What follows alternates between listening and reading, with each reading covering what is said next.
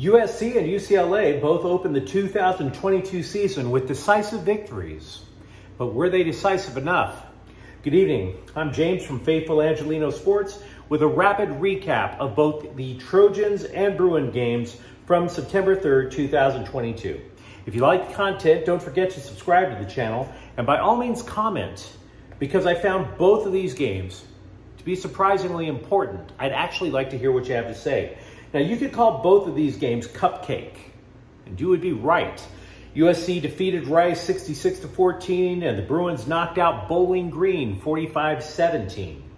But both teams, both Southern California teams, had a lot to prove. For example, both schools announced that they would upgrade with a move to the Big Ten Conference in a couple of years.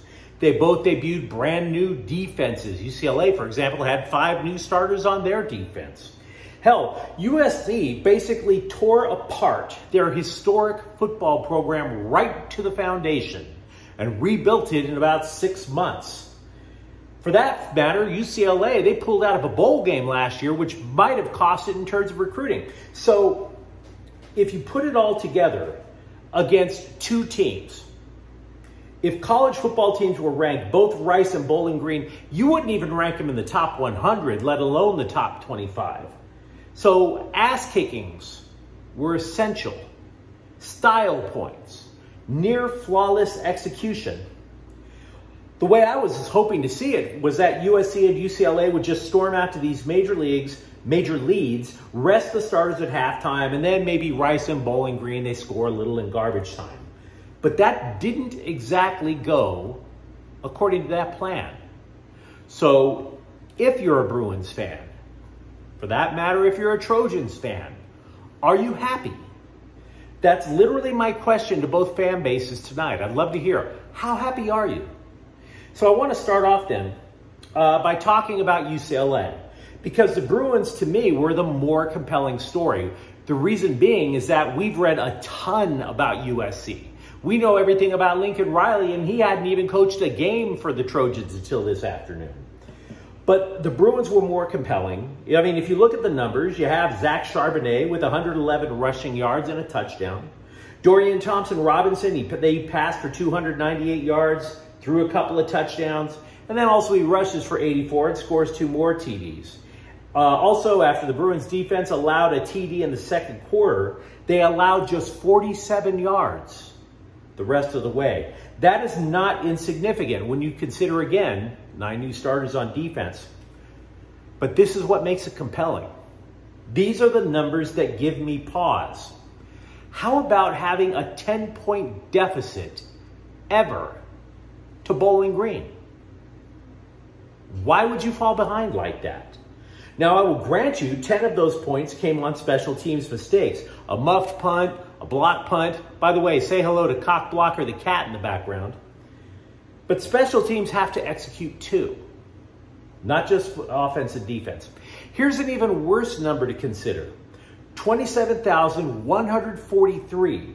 The attendance was an all-time low for UCLA since a football team began playing in the Rose Bowl in the first place. And I don't want to hear excuses about the heat. I also know that Pasadena is about 30 miles from Westwood.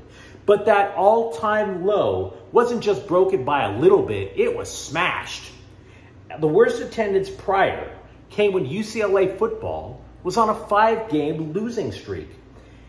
UCLA must have expected a low turnout Saturday as well, because a big chunk of the Rose Bowl was covered in tarp. In my opinion, a 5-game losing streak and the subsequent low attendance is due to lack of faith from the fan base. So what does that say about the Bruins now? Are you a Bruins fan? Do you not have as much hope in the football team as you used to? Do you not have hope in Chip Kelly? That's what makes it a compelling game to me.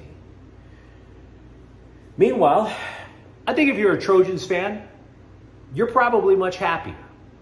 You know, after all, you were the guys, unfortunately, who lost by a major margin at UCLA last year. You got rid of Clay Helton. Half the team had transferred out, another half transfers in. You've heard about this offense from Lincoln Riley, and they rolled damn near rolled 70 points on Rice. And of course, as I was mentioning earlier, this concept of having subs in the second half, USC did bring in their subs late in the third quarter. And of course, on defense, you have to like the opportunistic nature of their defensemen.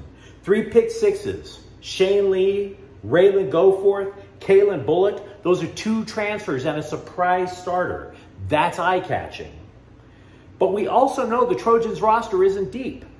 I mean, I think we used to think before the season began that it would matter about the roster not being deep in order to keep the players healthy and on the field.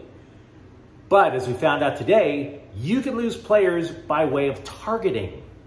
This matters. The Trojans ran a base 3-3-5. Rice runs out of a 2 tight end formation with a fullback. There were times when USC was blown off the line of scrimmage. An NFL team thinks they had a good day with 150 rushing yards. Rice hit that goal. Rice did. And mentioning targeting a moment ago, Romello Height, starting edge rusher, gets booted from the game for targeting in the second quarter. So it's not exactly flawless on defense. There are questions to answer. If you think about it, the next week, USC is playing a power football team in Stanford. Was that performance good enough to beat a team that you typically have trouble playing up in Palo Alto? Now, the offense came as advertised. Caleb Williams passes for 249 yards and 2 touchdowns. He was pinpoint accurate, completed 19 of 22 passes. Jordan Addison catches 6 passes for 54 yards, 2 touchdowns. They also rushed for 207 yards as a team and definitely spread the wealth. No running back finished with more than 6 carries. So both USC and UCLA validated their offensive prowess. The Bruins amassed 627 total yards. The Trojans came up with 537. So we'll have to discuss those things. Did that performance by USC today mean enough for a tougher opponent next week at Stanford? And of course, again, is this performance today maybe giving you a little bit of hope for the immediate future of the Bruins? Next week, USC travels to Stanford while UCLA will host Alabama State. We'll have plenty of time to talk about that in the upcoming days. But again, I'm genuinely curious what you think. Now, if you enjoyed this rapid recap, don't forget to subscribe to Faithful Angelino Sports. We talk LA sports here. Thank you for watching. I'm James. I'll be back tomorrow. Faithful Angelinos is a Quian Corte El Queso production. Take care.